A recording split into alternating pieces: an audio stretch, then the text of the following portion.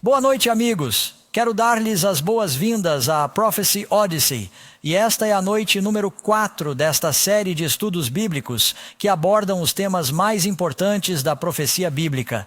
Estamos muito felizes por a equipe da Amazing Facts estar de volta à cidade de Nova York. Fizemos uma série maravilhosa como essa neste mesmo prédio há 25 anos.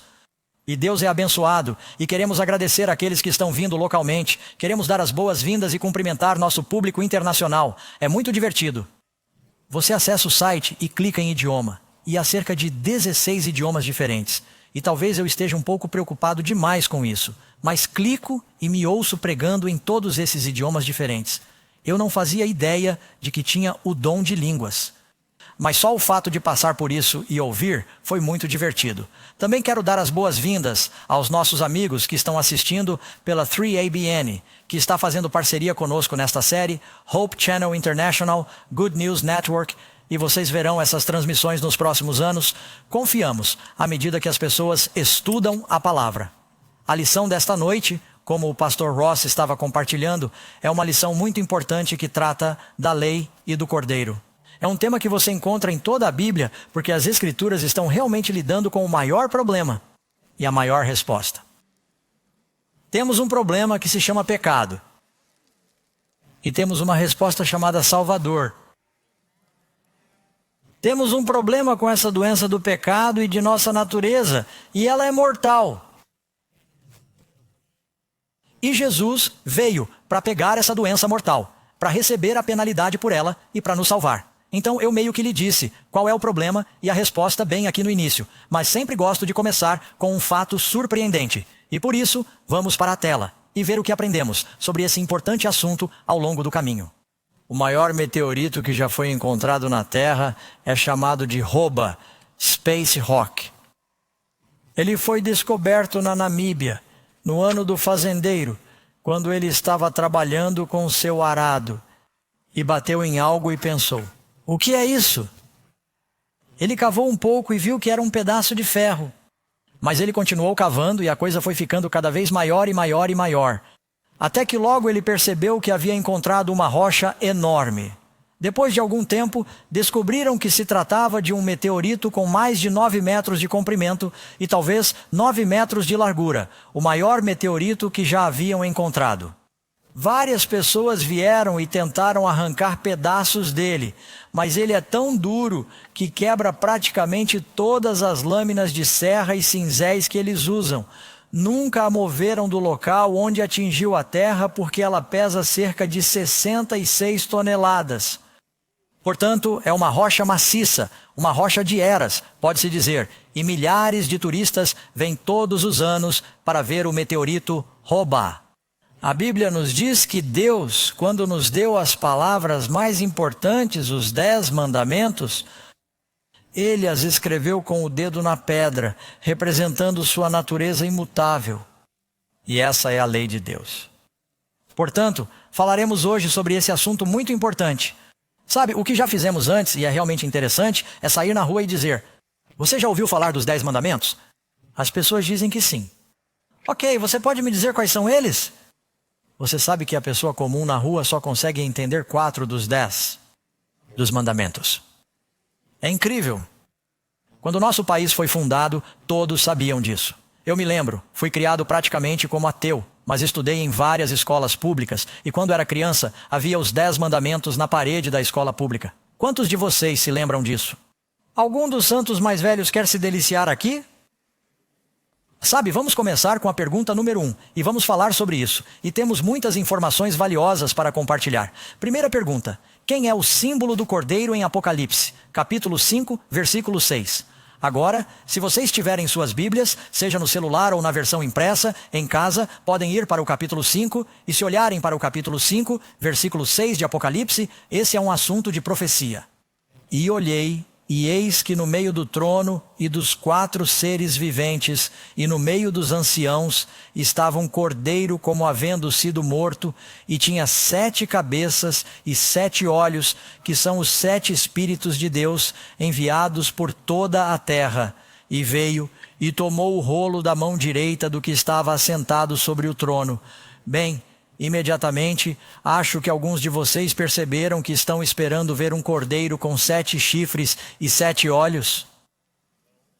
E se você chegar ao capítulo 17 de Apocalipse, ele fala sobre uma mulher sentada sobre uma besta que tem 7 cabeças e 10 chifres. E alguns de vocês, quando estão no campo, veem uma placa que diz travessia de veados, com uma pequena imagem de um veado. Você nunca verá uma besta atravessando com 7 cabeças e 10 chifres. Essas coisas são símbolos bíblicos, mas não são tão difíceis de entender.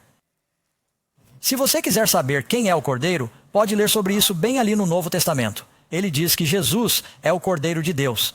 Agora, o que significa os 7 olhos no cordeiro e os 7 chifres? Jesus é o cordeiro. 7 olhos representam o fato de saber tudo o tempo todo.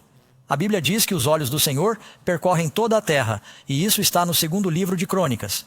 E você pode ler: o que dizer dos 7 Espíritos de Deus? Isaías 11, versículo 2, fala que o Messias teria o Espírito do Senhor repousando sobre ele, o Espírito de sabedoria, de entendimento, o Espírito de conselho, de poder, o Espírito de conhecimento e o temor do Senhor. Essas são 7 facetas ou atributos do Espírito de Deus. Mas é um só Espírito. E há um só Jesus. Ele está apenas nos dizendo que vê tudo e sabe tudo, e um chifre na Bíblia representava poder. Lucas, capítulo 1, 68. Bendito seja o Senhor Deus de Israel. Ele visitou o seu povo redimido. Fala sobre o chifre de seu poder e da salvação. Portanto, esses símbolos que encontramos em Apocalipse nos dizem coisas diferentes sobre as características de Deus.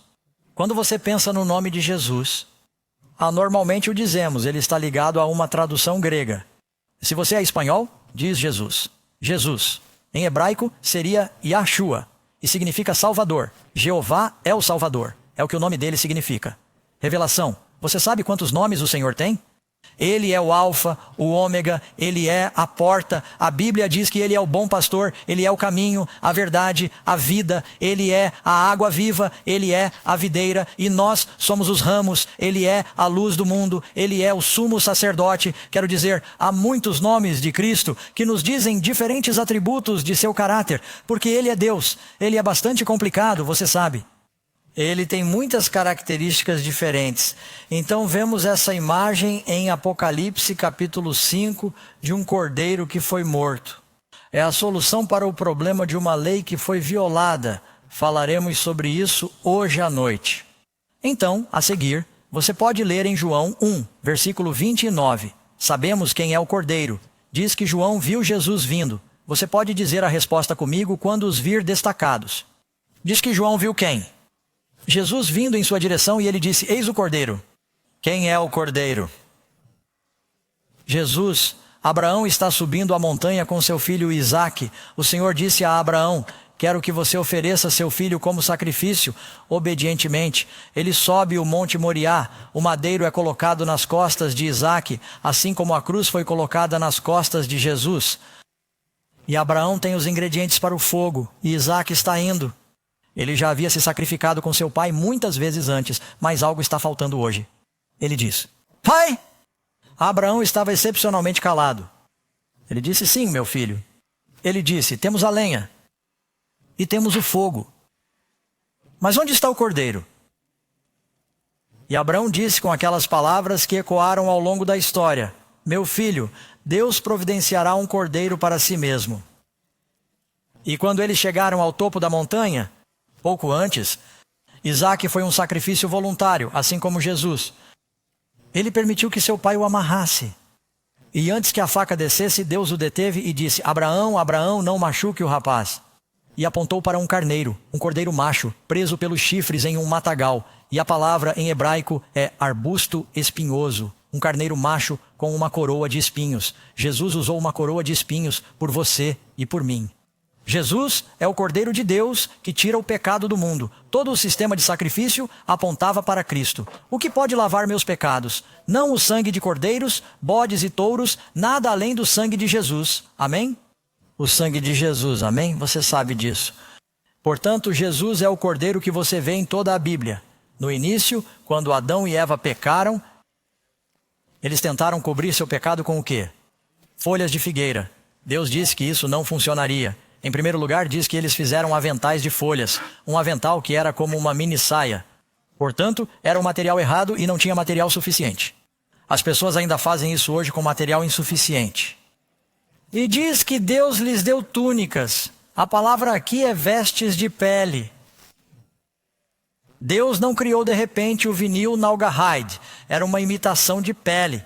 Deus estabeleceu um sistema de sacrifício. Um cordeiro precisava morrer para cobrir a nudez deles. E Jesus precisou morrer para cobrir a nossa nudez.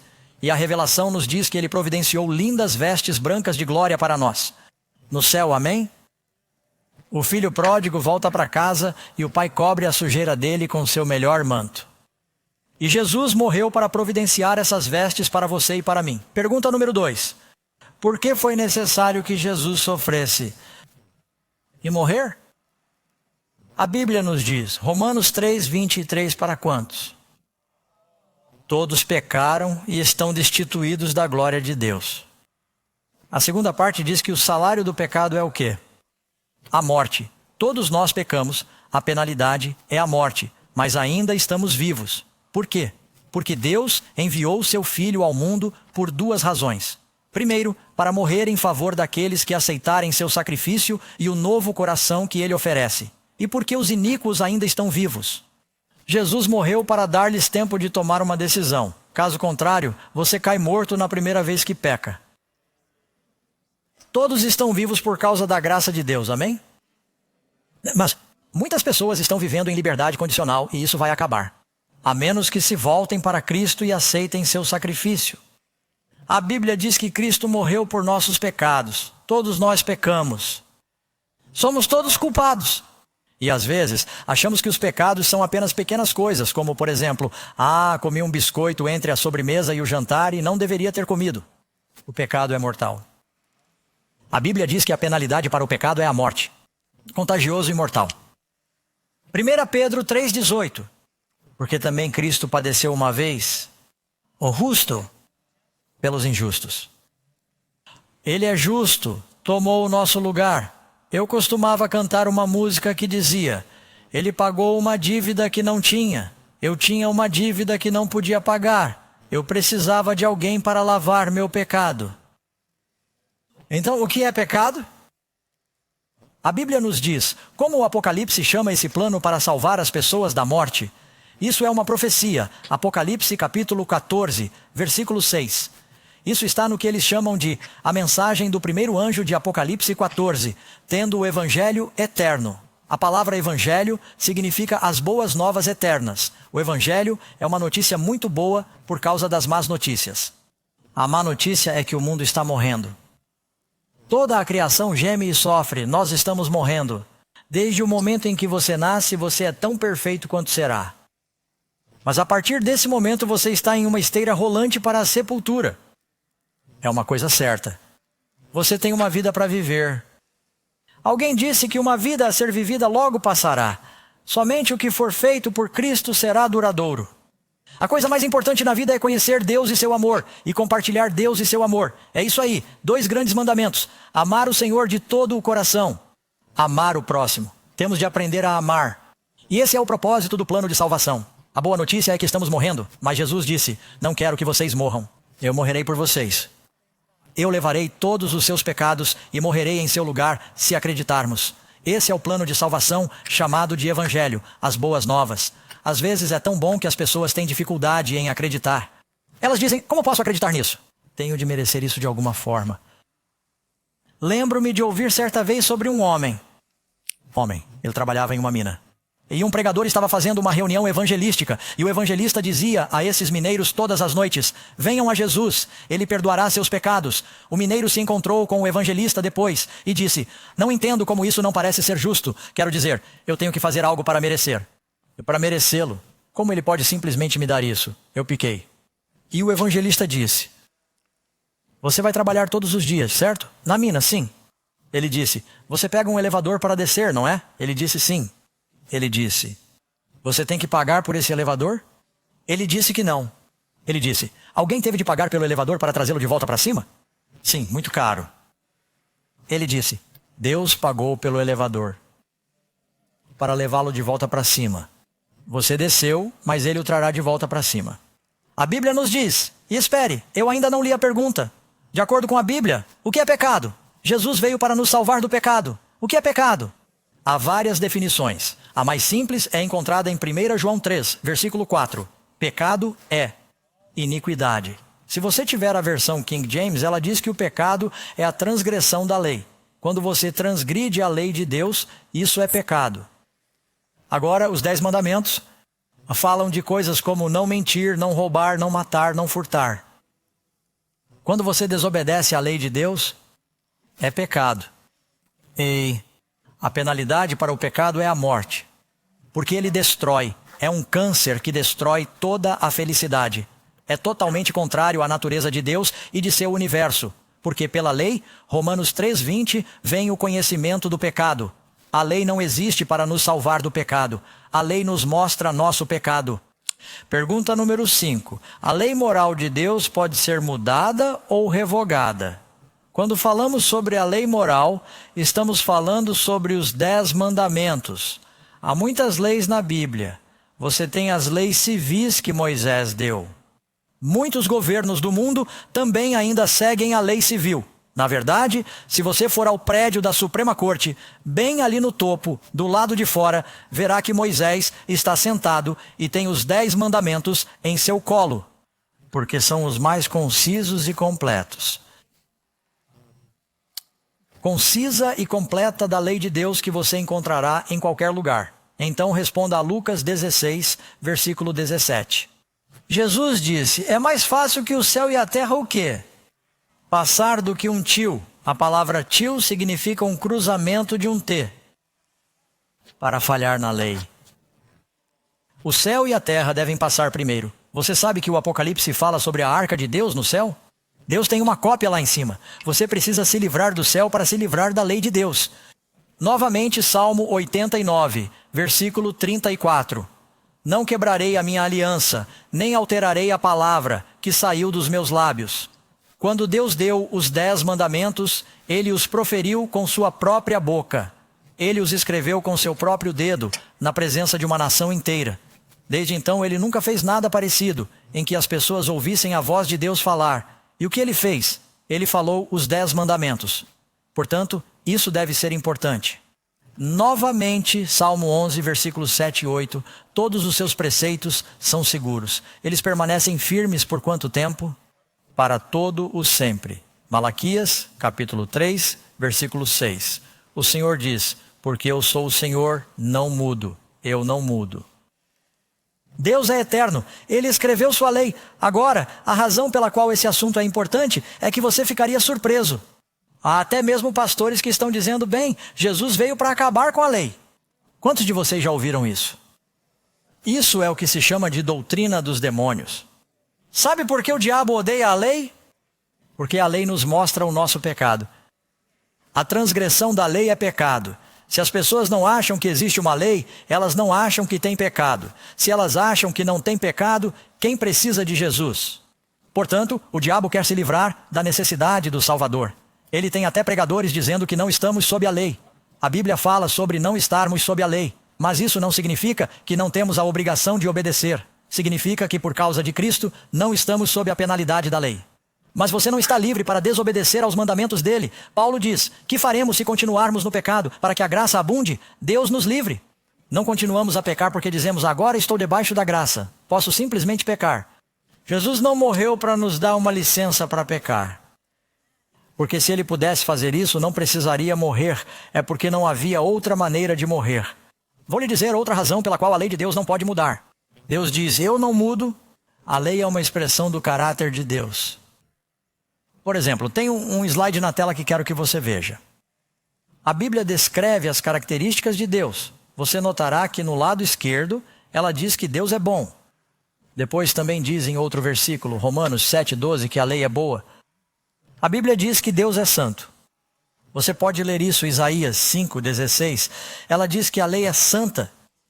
A Bíblia diz que Deus é perfeito. Mateus 5,48, a lei é perfeita. Salmo 19, versículo 7. João 4, 1 João 4, 8, Deus é amor, a lei é amor. Ainda não terminamos. Pegue seu cartão de crédito. Tem mais. Vamos dobrar seu pedido. Diz que Deus é justo. Nem vou ler tudo isso. Você pode pegar seu celular e tirar uma foto. Também está em sua lição. Deus é justo. A lei é justa. Deus é a verdade. A lei é a verdade. Deus é puro. A lei é pura. Deus é espiritual. A lei é espiritual. Deus é imutável. A lei é imutável. Deus é eterno. A lei é eterna. Então, como pode um cristão ou judeu dizer que a lei foi alterada? Você tem que se livrar de Deus. Veja, a lei não precisa ser mudada. O propósito do plano de salvação é nos mudar. Nós precisamos ser transformados. Fomos nós que caímos. A lei existe para nos mostrar nossa necessidade de Cristo. Pergunta número 6. Em última análise, Cristo é o nosso exemplo. Amém? Jesus guardou os 10 mandamentos? Resposta. Sim, ele guardou. A Bíblia diz, porque eu guardei os mandamentos de meu pai. Mas espere, pastor Doug. A Bíblia não diz que Jesus bebia vinho? Não. Ela diz que seus inimigos o acusavam de beber vinho. Não diz que ele era um glutão? Não. Diz que seus inimigos o acusavam de ser comilão. Os escribas e os fariseus o acusaram de ser samaritano. Ele não era samaritano. Disseram que ele era Belzebu. Ele não era. Disseram que ele era um enganador. Ele não era. Algumas pessoas dizem, bem, Jesus, você sabe, ele não guardou a lei. É claro que ele guardou a lei. É por isso que ele pôde morrer em nosso favor. Ele era um salvador perfeito.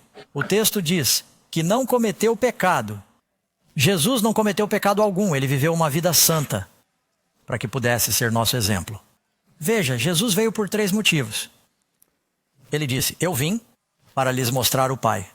As pessoas não sabem quem é Deus. Elas não entendem. Acham que Deus é um grande policial sádico no céu que quer nos bater toda vez que fazemos algo errado. E Jesus disse, se você me viu, você viu o Pai. Jesus era paciente, amoroso, compassivo e bom. Ele veio para nos mostrar o Pai.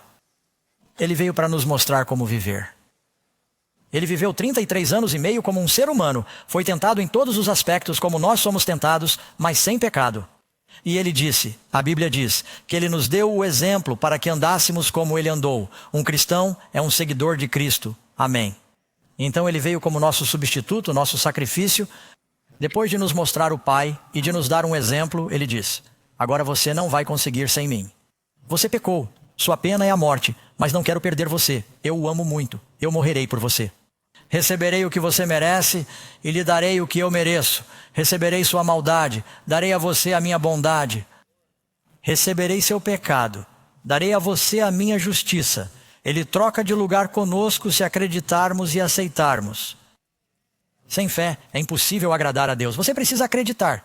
É como se ele lhe desse um cheque. Se você não o descontar, ele não lhe servirá de nada. Vocês precisam levá-lo ao banco, amigos. Podem dizer amém? Acreditem nisso.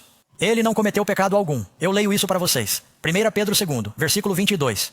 Nem se achou engano em sua boca. Ele viveu uma vida santa. Então, número 7. Os cristãos do Novo Testamento são obrigados a guardar os 10 mandamentos? Ah, eu pensei, mas não estamos sob a lei agora. Estamos sob a graça. Não há problema em desobedecer. O que a Bíblia diz, de capa a capa. Mateus 19, versículo 17. Se vocês querem entrar na vida, guardem os mandamentos. Essas são as palavras de Jesus. João 14, 15, Cristo novamente está falando. Se vocês me amam, guardem os meus mandamentos. Oh, espere, mas pastor Doug, você está pensando. Você tem os 10 mandamentos, então você tem os mandamentos de Jesus. Não caiam nessa, amigos. Eles são a mesma coisa. Vou lhe dar uma escritura. A Bíblia diz que todas as coisas que foram feitas por Ele. Evangelho de João, certo? Mas quantas coisas? Quem escreveu os 10 mandamentos? Todas as coisas que foram feitas por Ele. Você acha que Jesus disse, ó Pai, você tem seus mandamentos, mas eu tenho os meus? Ele disse, eu e meu Pai somos um. Portanto, quando Ele diz, se vocês me amam, guardem os meus mandamentos, certamente são os 10. E Ele diz, aqui está a paciência dos santos. Aqui estão aqueles que guardam os mandamentos de Deus e a fé de Jesus. Certo? Isso é Apocalipse 14, versículo 12. E você pode até mesmo ir para o último capítulo da Bíblia, Apocalipse capítulo 22. E ele diz, bem-aventurados, último capítulo da Bíblia, bem-aventurados os que cumprem os seus mandamentos, para que tenham direito de entrar pelas portas da cidade e comer da árvore da vida. Agora aconteceu alguma coisa desde nos últimos momentos que esteja atrapalhando um pouco? Qual é o problema? Há algo errado com minha aparência? Você acha que sim? Sabe, antes de vir para cá, eu era muito cuidadoso. Você pode perguntar a qualquer um. Sou muito meticuloso. Escovo meus dentes, faço gargarejo, faço desodorização e verifico minha linha de shows. Eu estudava em uma escola militar de Nova York. Mas você acha que há algo errado? Você sabe que eu não vejo nada de errado? Como vou ver se há algo errado? Seu testemunho, ou talvez eu precise ver por mim mesmo. Onde vou encontrar um espelho? Olhe aqui, que conveniente. Tudo bem. Então, estou me sentindo muito bem agora. Estamos nos divertindo muito estudando juntos. Oh, meu Deus, isso não está certo. Eu me sentia ótimo, até me olhar no espelho. Portanto, a resposta é: não se olhe no espelho e você se sentirá bem novamente, certo? Alguns de vocês se levantam de manhã, olham-se no espelho e dizem: não faça isso de novo. Arruinará seu dia inteiro, certo? Então, a resposta mais fácil não seria: jogue fora o espelho? Muito bem, vamos supor que essa não seja a resposta. Mas eu me vejo, não estou gostando, eu me sentia bem. Olho para cá e há algo claramente errado. Meus óculos não estão retos. Esse é o problema, certo? Então, se isso me mostrou o problema, então talvez ele possa resolver o problema. Então, eu uso isso para resolver o problema? Então, se você se olhar no espelho, e sim, eu costumava fazer isso com um marcador e acidentalmente fiz uma vez com um marcador permanente. Por isso agora uso fita adesiva. Então, se você se olhar no espelho e perceber que há algo errado, se tiver sujeira no rosto, o que você faz? Coloca seu rosto contra o espelho e esfrega o rosto? Não, o que você faz? Você precisa se lavar. Bem, eu preciso de algo para me lavar. Que conveniente. Então, o que é isso? O que ele representa? A lei de Deus. Ela serve para purificar o pecado? Ou nos mostra a nossa necessidade de purificação? O que esse pano vermelho representa? O sangue de Jesus Cristo. É uma toalha de rosto, mas é um símbolo do sangue de Cristo. Então, eu olho aqui e vejo que tem um problema, mas isso não serve para me ajudar com o meu problema. Ele é impotente. Mas isso pode resolver o problema. E agora? Você sabe. Agora estou muito bem. Isso não me incomoda. De fato, sabe como é. Então, depois que isso acontecer e eu passar por uma experiência embaraçosa como essa, de vez em quando vou me referir ao espelho. Quantos admitem? Levantem as mãos. Preparem uma foto para o público. Quantos admitem que já se olharam no espelho hoje? Mãos ao alto. Grupo honesto, louvado seja Deus. Agora é importante se olhar no espelho, mas não é bom se olhar no espelho demais. Quantos de vocês conhecem alguém que se olha no espelho um pouco demais? Eu vi alguns de vocês apontarem uma pessoa. Mas quantos de vocês conhecem pessoas que parecem nunca ter se olhado no espelho? Esse é outro problema, certo? Então precisamos disso, não é? Precisamos da lei? Não para nos salvar. Precisamos da lei para nos mostrar que precisamos de salvação. O diabo quer se livrar disso porque se você não tem isso, não precisa do sangue de Cristo. Assim, até mesmo em algumas igrejas, eles estão pregando doutrinas de demônios que dizem que não precisamos de Jesus e do sangue de Cristo. Bem, temos que nos apressar, mas acho que esse é um ponto muito importante para nos lembrarmos. Amém? Tiago 1:23. Confirma a mesma coisa. Porque se alguém é ouvinte da palavra e não praticante, é semelhante a um homem que contempla ao espelho o seu rosto natural. Pois ele observa a si mesmo, vai embora e logo se esquece do tipo de homem que era. Mas quem olha para a perfeita lei da liberdade, como Deus chama os 10 mandamentos, uma lei pesada, a lei da liberdade. Vocês sabem que está escrito no Salmo 1:19, versículo 45. Portanto, guardarei os teus mandamentos para todos sempre e andarei em liberdade porque guardo os teus preceitos. A maioria de vocês não está aqui esta noite com tornozeleiras, presumo. Ou seja, do governo. Porque vocês cumprem a lei. Vocês são livres. Certo? Aquela lei que deveria colocar os criminosos na cadeia. Sabe, testemunhei um roubo hoje, não estou brincando. Eu cheguei em casa, Contei para Karen. Estava na loja, me preparando para sair com uma salada que comprei. Eu estava na fila com outras pessoas, e um cara estava saindo da rua. Uma moça estava colocando o dinheiro no caixa, e ele estava olhando pela janela. Ele foi pegar o dinheiro e a atendente tentou pegá-lo de volta da mão dele, e ele saiu da loja com $1 ou $2, e elas saíram e o perseguiram e recuperaram o dólar delas. Louvado seja o Senhor. Mas, que tipo de mundo é esse, hein? Em que estamos vivendo. Portanto, fico feliz com as leis e você. Quero que elas sejam cumpridas. Caso contrário, teremos o caos em nossa cultura. Bem-aventurados os que guardam a lei, os que são cumpridores da palavra. Agora quero ilustrar. Vou colocar os 10 mandamentos aqui no palco por 1 minuto, porque quero ilustrar porque isso é tão importante e como se encaixa no tema da profecia bíblica. Então aqui estão os 10 mandamentos. E os 10 mandamentos estão em quantas tábuas de pedra? 2. A palavra de Deus é dupla em sua natureza. A Bíblia nos diz que ela é a lei e os profetas. Em Apocalipse, há 2 testemunhas, e é como Moisés e Elias. Moisés é o grande legislador, Elias é o grande profeta. 2 escrituras no final do Antigo Testamento. Lembre-se da lei de Moisés, meu servo.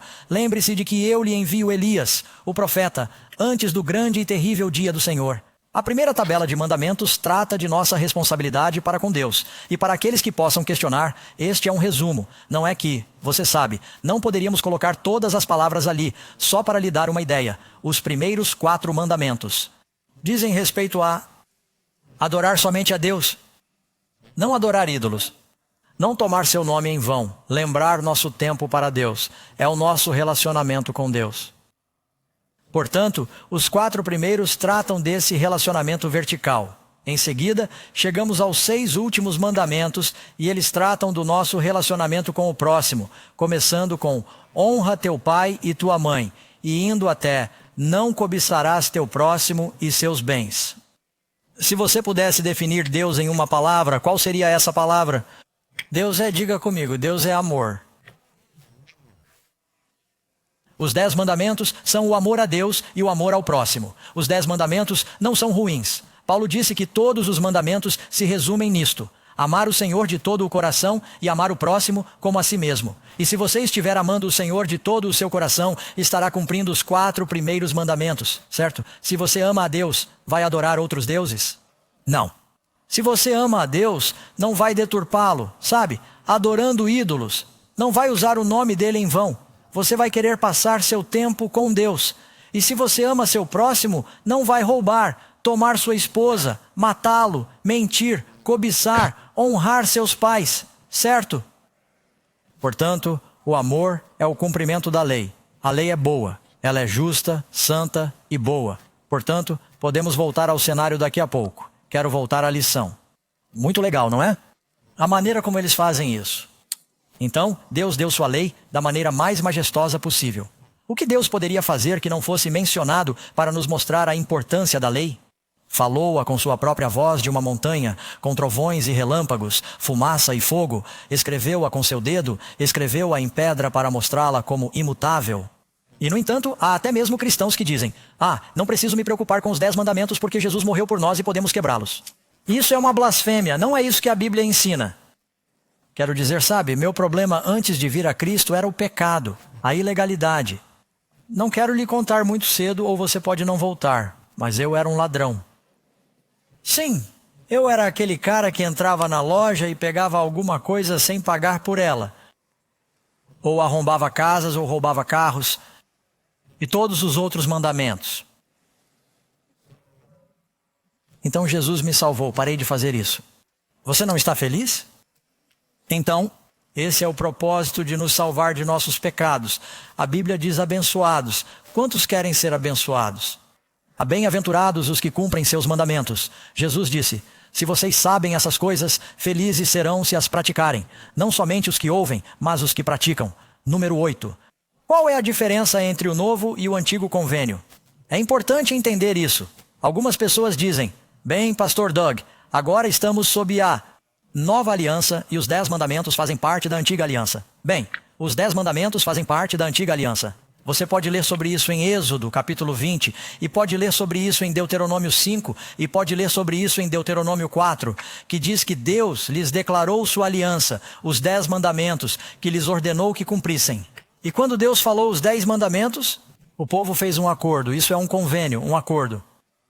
Eles fizeram um acordo, eles disseram, tudo o que o Senhor disse nós faremos. Antes que se passassem 40 dias, eles fizeram um bezerro de ouro e quebraram o convênio. Portanto, a antiga aliança, o Antigo Testamento, antiga aliança, as mesmas palavras, foi quebrado no Antigo Testamento. Onde você acha que se encontra a nova aliança? No Antigo Testamento. O primeiro lugar onde você encontra a nova aliança é em Jeremias, capítulo 33. Ele diz: farei uma nova aliança com a casa de Israel depois daqueles dias. Escreverei minha lei em seus corações. Ele colocará sua lei dentro de nós. Isso é o que diz em Ezequiel. Ele nos dá um coração de carne. Ele tira um coração de pedra. Até Moisés disse: eu te ordeno hoje que ames o Senhor teu Deus. A nova aliança, todos nós somos salvos sob a nova aliança. É o novo coração. Portanto, a diferença entre a antiga aliança e a nova aliança não é a lei, é onde ela está escrita. Escreverei minha lei, nova aliança, escreverei minha lei em seus corações. Você também a encontra na nova aliança em Hebreus, capítulo 8, e em outros lugares. Portanto, a nova aliança é a minha lei que não muda e que agora está escrita, não na pedra, mas nas tábuas de carne de seus corações. Como é mais fácil obedecer a Deus quando você o ama. Vou lhe dar um exemplo. Você sabe que existe uma lei que diz que não se deve matar seus filhos? Quantos sabem que existe uma lei? Quantos de vocês têm filhos? Quantos? Quantos não matam seus filhos por causa da lei? Eu vi algumas mãos se levantarem. A maioria de vocês não mata seus filhos porque os ama. Você vai para casa? Cara, eu gostaria muito de matá-los, mas estarei na cadeia. Não posso. Todos vocês vão ser presos. Caso contrário, eles são apenas... Você não pensa nisso, porque você os ama. Eu amo minha esposa. Nunca traí minha esposa. Não penso nisso. Isso porque a amo. O amor é o cumprimento da lei. Portanto, o novo pacto é aprendermos a amar a Deus. Você não quer fazer nada que possa magoá-lo. E porque você ama a Deus, não quer fazer nada que prejudique seus irmãos e irmãs. Isso é o que significa ter o novo nascimento. Nascer de novo. Portanto, acho que você entende a diferença entre a antiga e a nova aliança. Ele lhes declarou como aliança que ordenou que cumprissem os 10 mandamentos e os escreveu em tábuas de pedra. E então ele diz, encontrando falhas neles, qual era a falha no antigo convênio? A lei ou o povo? Ele diz, farei uma nova aliança com a casa de Israel e a casa de Judá. Então, a propósito, em nenhum lugar da Bíblia Deus faz uma nova aliança com os gentios. Você percebeu isso? Tanto no Antigo quanto no Novo Testamento está escrito, farei uma nova aliança com a casa de Israel. Se você for cristão, será enxertado na linhagem de Israel. A Bíblia diz que se você é Cristo, você é a semente de Abraão. Nós participamos dessa aliança e somos todos salvos. Nós nos tornamos o Israel espiritual, se você preferir. Número 9. Como é chamado o fato de sermos convertidos e recebermos um novo coração? Bem, acabei de falar sobre isso. É aquela maravilhosa metamorfose espiritual em que passamos de uma minhoca para uma borboleta. Você nasceu de novo. Você deve ser o quê? Nascer de novo. Um novo nascimento. Isso é algo. As coisas velhas passam e todas as coisas se fazem novas. Número 10. O que devo fazer para ser perdoado e purificado do pecado? Agora, isso é muito importante, para entendermos. Jesus morreu pelos pecados do mundo inteiro. O mundo inteiro será salvo? Não. Infelizmente, Jesus disse que a porta é reta e o caminho que leva à vida é estreito. E poucos são os que o encontram, porque poucos estão procurando.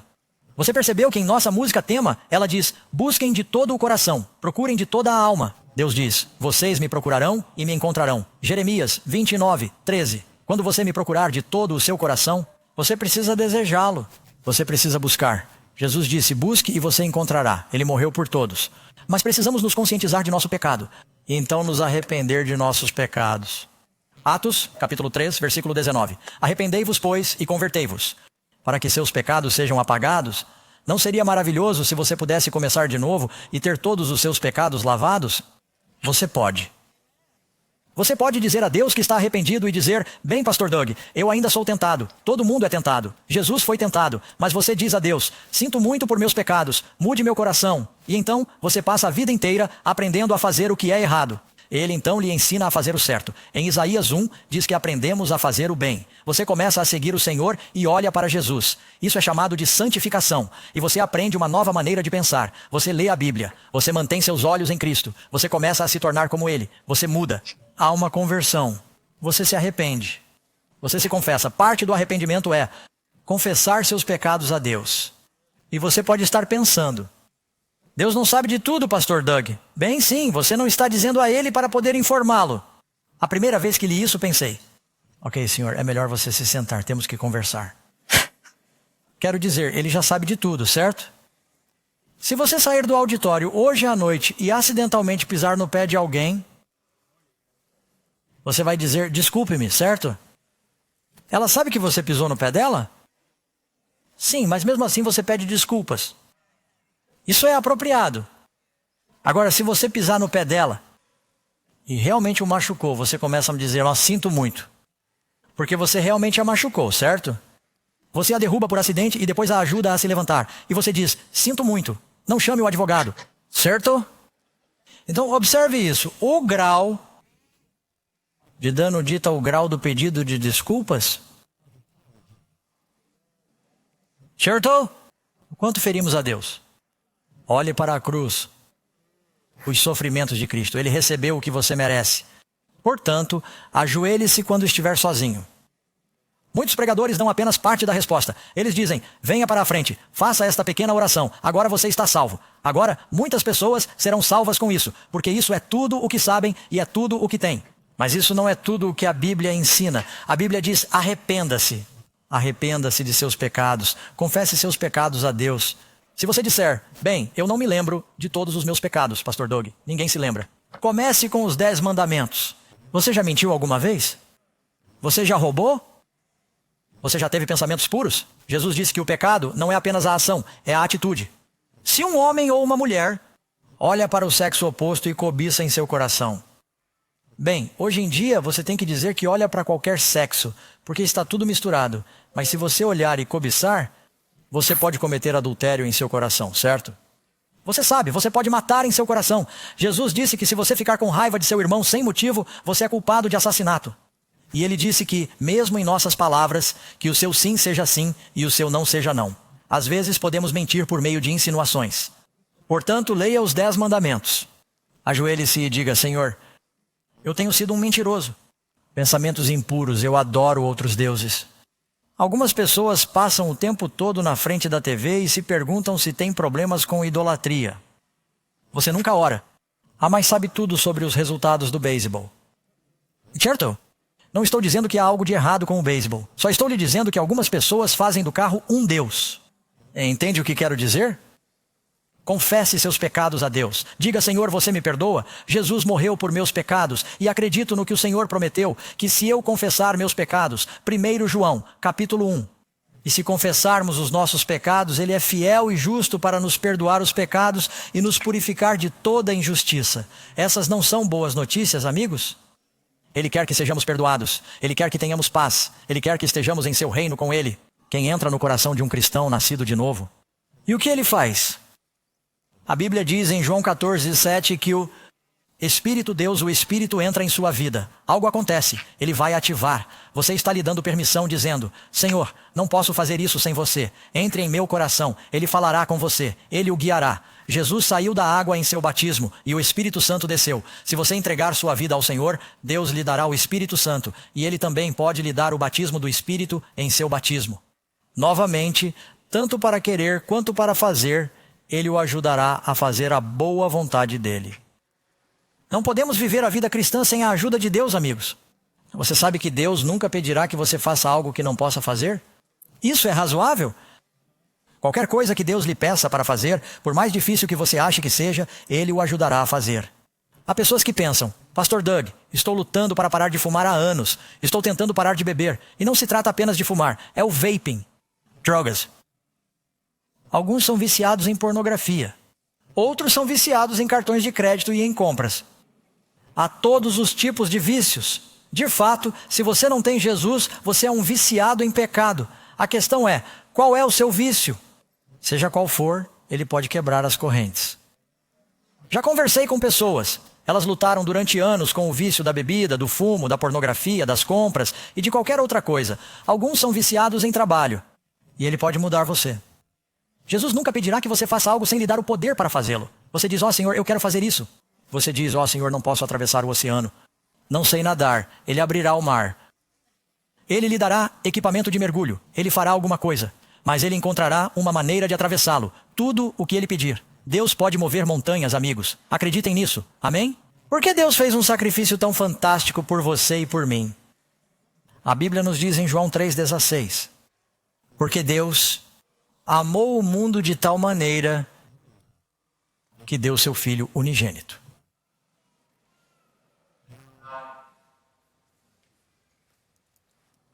Agora que é tão difícil, amigos, para aqueles que sabem do que estou falando, que eu perdi um filho. Nós perdemos um filho. Ao fazer reuniões evangelísticas nas Filipinas, recebi um telefonema que nenhum pai quer receber. Nosso filho alto, bonito, forte e gentil morreu em um acidente de construção. Tivemos que largar o que estávamos fazendo e voltar para casa. E não dá para descrever a dor de quando se perde um filho. Não sei por que Deus nos mandou amar tanto nossos filhos. É algo que não consigo explicar. Mas não leio mais esse versículo. Da mesma maneira, quando penso que Deus me amou tanto que deu seu filho. E você sabe, isso me ocorreu. Deus ama seu filho muito mais do que eu amo meu filho. E ele deve realmente amá-lo para dar seu filho, para salvá-lo. Você não gostaria de amar um Deus assim? A Bíblia diz, o que devemos fazer? Ela diz, creia no Senhor Jesus Cristo e você será salvo. Agora, a palavra crer não significa apenas acreditar que ele morreu pelo seu pecado, porque o diabo acredita nisso. A palavra crer significa acreditar. Quando Jesus diz algo, você diz, eu acredito nele, vou viver o que ele me disse. É isso que significa. Não é apenas um tipo de graça barata que diz, sim, eu acredito nisso e você continua seu caminho. Você não acredita realmente se agir assim. Significa acreditar no que ele diz e fazer o que ele diz. Siga-o. A todos quantos o receberam, ele lhes dá o direito e o poder de se tornarem filhos de Deus. Ele os adota em sua família e os ama como filhos, e não os abandonará. Se você cometer um erro, ele o levantará novamente. Não fique desanimado. Se você vier a Cristo, o diabo tentará desencorajá-lo e fazê-lo desistir. Não desista. Há pessoas assistindo agora. E você deixou de ir à igreja anos atrás porque alguém na igreja feriu seus sentimentos. Não faça isso. O diabo quer expulsá-lo da igreja. Até Jesus tinha um Judas em sua igreja, certo? Portanto, não fique desanimado. O laço terreno mais forte é o laço de um pai para um filho. E isso é o quanto Deus nos ama. Número 13. Alguém é salvo por cumprir a lei? Resposta, não. Pelo quê? Porque pela graça sois salvos, mediante a fé, e não por vós mesmos. É um dom de Deus, não de obras, para que ninguém se glorie. Não somos salvos porque fizemos por merecer. Por exemplo, estou dirigindo muito rápido e vejo aquelas luzes azuis e vermelhas atrás de mim. Quantos de vocês, quando estão dirigindo, se virem um carro de polícia, automaticamente tiram o pé do acelerador? E mesmo que estejam abaixo do limite de velocidade, é como um reflexo. Isso já aconteceu comigo mais de uma vez. Estou com pressa para fazer a obra de Deus e às vezes vou rápido demais. Eu sei, você vai dizer, Pastor Doug, acelerar não é pecado? Bem, o Senhor e eu estamos trabalhando nisso, então ore por mim. Mas de qualquer forma fui parado. É uma história real. E o policial chega e disse, eu o mandei parar, porque você infringiu a lei. E eu não queria parar, mas quando vi aquelas luzes azuis e vermelhas, não tive escolha. Infringi a lei. Estou sob a lei. E eu disse, por favor, o senhor poderia ter misericórdia de mim? Meu seguro vai aumentar. Minha esposa vai me dar uma bronca porque o seguro aumentou. São os meus pontos. E sinto muito por isso. E então alguém me disse uma vez que chorar ajuda. Então eu fiz isso. E ela não me multou. E ela disse, vou lhe dizer uma coisa. Vou ter misericórdia dessa vez. Vou lhe escrever uma advertência. Assim que ela disse, vou ter misericórdia, eu disse, louvado seja o Senhor. Agora estou sob a graça. Eu não merecia isso. Acelero o motor, engato a segunda marcha, puxo a embreagem e espirro o cascalho em todo o carro da polícia. E saio arrancando porque, louvado seja o Senhor, não estou mais sob a lei, estou sob a graça. É isso que eu faço? Ah, não. Uma vez que eles dizem que estou sob a graça, e olho para o meu espelho retrovisor, vejo que eles ainda estão lá. Ligo o meu pisca-pisca. Espero até que não haja nenhum carro por cerca de 6 milhas em qualquer direção. Saio para a estrada e acelero lentamente a 48,5 km por hora. Certo? Sou mais cuidadoso do que qualquer um agora porque estou sob a graça. Entendido? Portanto, a ideia de que estar sob a graça significa que você pode violar a lei é absurda, não é bíblico. Número 14. Não é verdade que uma vez que somos salvos pela graça, não é mais necessário guardar a lei? Bem, acabei de responder isso para você. O que a Bíblia diz? Nós então anulamos a lei por meio da fé? Certamente que não. O rei Tiago diz, Deus nos livre. Pelo contrário, nós estabelecemos a lei. As pessoas salvas são mais cuidadosas em obedecer do que qualquer outra pessoa, porque amamos o Senhor. Não queremos violar sua lei. Amém? Jesus disse, se alguém disser que eu o amo e não guardar os seus mandamentos, é mentiroso. E a verdade não está nele. Devemos pecar porque não estamos sob a lei, mas sob a graça? Certamente que não. Posso ser um verdadeiro cristão sem guardar seus mandamentos? O que diz a Bíblia? Nisto sabemos que o conhecemos, se guardarmos os seus mandamentos. Aquele que diz que o conhece e não guarda os seus mandamentos é um mentiroso, como já mencionei. Nem todo aquele que me diz, Senhor, Senhor, entrará no reino dos céus, mas aquele que faz a vontade de meu Pai que está nos céus. Número 16. A quem o diabo odeia especialmente nestes últimos dias? Resposta: o dragão está irado, enfurecido com a mulher. Essa é a igreja, o povo de Deus. E ele vai fazer guerra contra o remanescente, o restante de sua descendência. Que guardam o quê? Contra quem o diabo está lutando nos últimos dias? Aqueles que guardam os mandamentos. E não são apenas aqueles que quebram os mandamentos no mundo. Ele está tentando fazer com que as pessoas na igreja desconsiderem a lei de Deus. Satanás odeia a lei porque ela nos aponta para Jesus. E ajuda as pessoas a encontrarem seu pecado e depois seu Salvador. O que motiva uma pessoa a obedecer à lei de Deus? Resposta: portanto, o amor é o cumprimento da lei. E mais uma vez, você vê aqui onde está escrito em Mateus, no versículo 37. Amarás o Senhor teu Deus de todo o teu quê? De todo o seu coração, de toda a sua alma, de todo o seu entendimento. Esse é o primeiro e grande mandamento, e o segundo é semelhante a esse: amarás o teu próximo como a ti mesmo. E novamente, 1 João 5,3, pois esse é o quê? O amor de Deus, digam comigo, que guardamos seus mandamentos, e seus mandamentos não são pesados. Não quando você ama. Quando você ama alguém, não é um fardo guardar seus mandamentos. Quais são algumas das gloriosas recompensas de aceitar Cristo e guardar sua lei?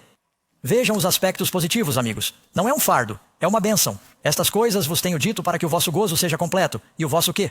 Sua alegria pode estar em você. Sua alegria pode ser plena. Mais uma vez, feliz Provérbios 29 e 18. Diga isso, mas feliz é aquele que guarda tudo. Essa é a palavra de Deus, amigos.